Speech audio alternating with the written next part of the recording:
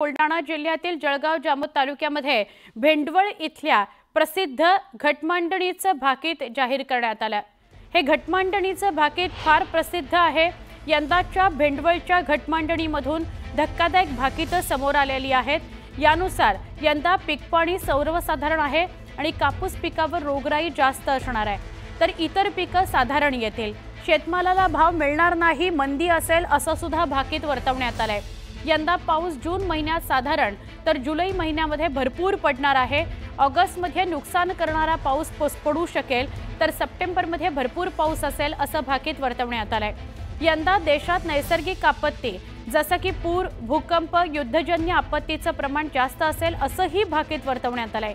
देशात मोठ्या प्रमाणात आर्थिक टंचाई असेल, तर परकीय शत्रूपासून मोठा त्रास वाढणार आहे असंही भाकीत वर्तवण्यात आलेलं आहे।